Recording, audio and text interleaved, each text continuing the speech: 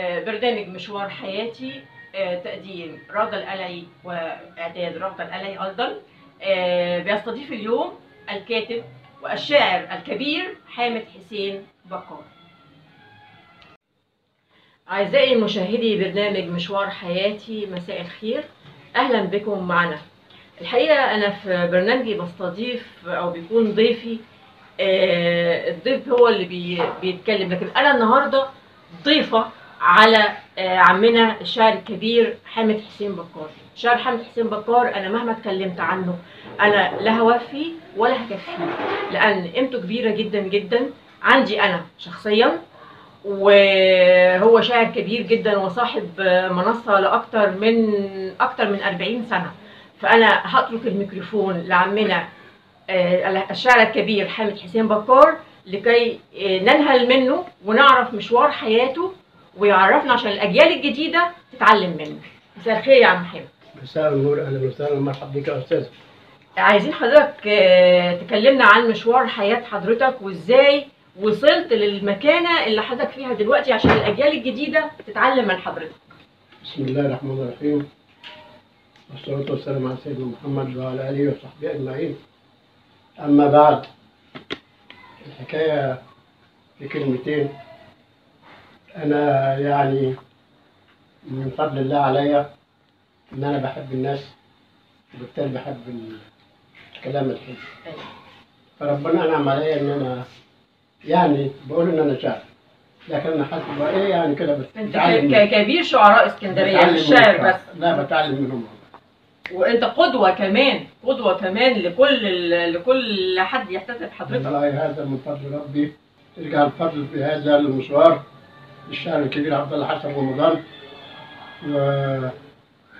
وبعض الإخوة، على المثل جابر بسيوني، جابر بناوي، جابر سلطان وآخرين.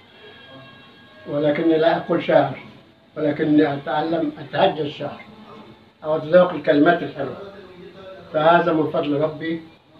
وأشعري تميل للإسلاميات، وأقول حاجة ممكن بعد حضرتك. اتفضل. طبعا اتفضل. يا رب ساجد وبدعي لك تديني الإيمان.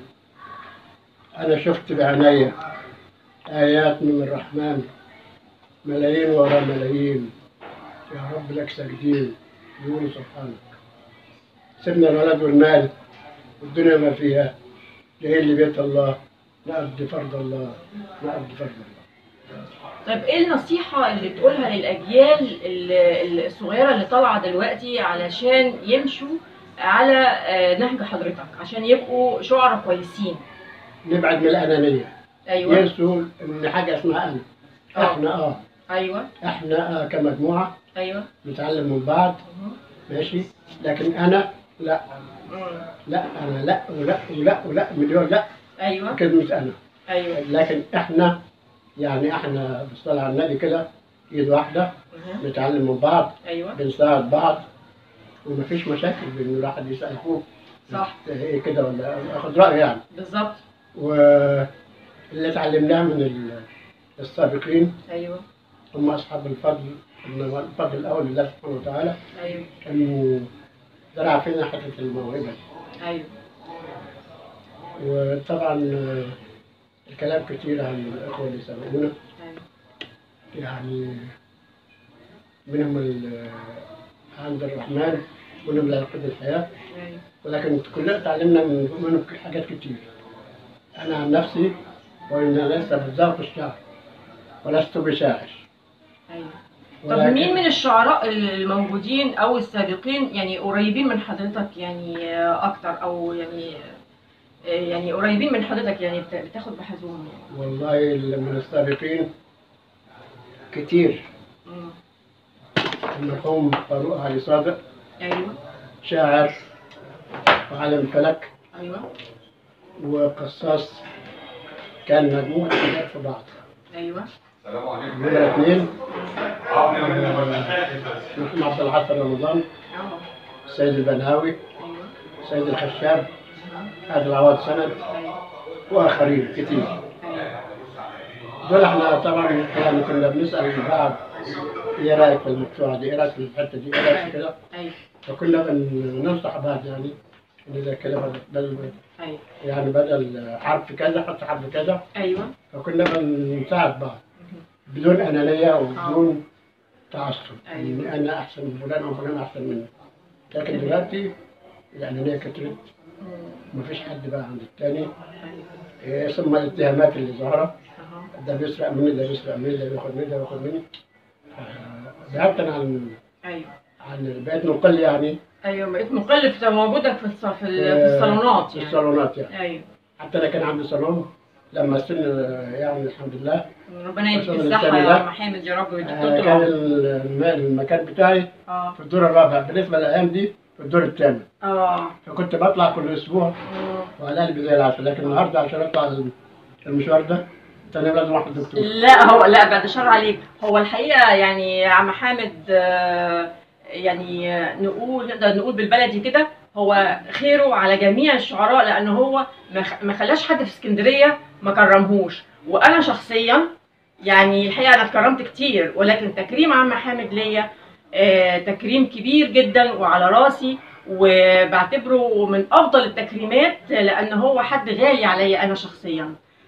طبعا محمد، الشعراء الصغيرين اللي طالعين دلوقتي مين من اللي انت بتسمعهم شايف ان هو هيبقى شاعر كويس؟ والله انا بعيد عن الساحه بقالي فتره الظروف الخاصه يعني. رد دبلوماسي جدا من عم حامد، رد دبلوماسي جدا من عم حامد. كلهم بالنسبه لي كويسين. وبلان دي اللي حاسين منها الرايه هم دول. ايوه. فلازم يبقوا كويسين، لكن لو اتبعوا الايه؟ ينسوا الانانيه. يعني ايد واحده. ايوه. انا عندي مشكله في بيت. اسال اخويا ايه رايك في الحكايه؟ ايه رايك فيه؟ فعلا فعلا. ناخد راي بعض. نتبادل الاراء والافكار وما نبقاش بخله ولا انانيين. صحيح. ده اللي بتمناه للجيل الجديد. طيب عم محمد، عايزين نتعرف على الدواوين. حضرتك ليك دواوين عديده، فاحنا عايزين نتعرف على هما كام ديوان وتكلمنا عنهم ومناقشتهم. هم 4 دواوين. ايوه. الطبع الرابع تحت الطبع. ايوه. الاول يا ليل الامر امرك. ايوه. الثاني اللي بكى قلبي. ايوه. الثالث انسام الهوى. الرابع التجليات اللي هو رزق الطبع. طب مين اللي ناقش الدواوين دي يا عم محمد؟ الدكتور. الديوان الاول يا ليل الامر امرك ناقش المرحوم الدكتور محمد عزيز نظري. الديوان الثاني انسام الهوى ناقشه المرحوم فاروق علي صابر. الديوان الثالث ناقشه المرحوم عبد الله حسن رمضان. الديوان الرابع تجليات محمود آل حسين. بسم الله. أنا في نهاية لقائي النهارده بشكر عمنا وشاعرنا وقدوتنا الشاعر الكبير حامد حسين بكار، وبقول له إن تكريمك النهارده التكريم هو اللي هيتكرم بيك، لأن أنت قدوة وقيمة وقامة. تحياتي وإلى اللقاء. شكرا يا عم حامد. أشكرك يا أستاذة، ومتشكر جدا جدا. أنا اللي متشكرة جدا إن أنت أتحت لي الفرصة ان انا اعمل معاك اللقاء ده، فده تكريم ليا في حد ذاته، تكريم تاني في حد ذاته. انا متشكره جدا. يا أستاذة. الله يخليك، اشكرك. شكرا والى اللقاء.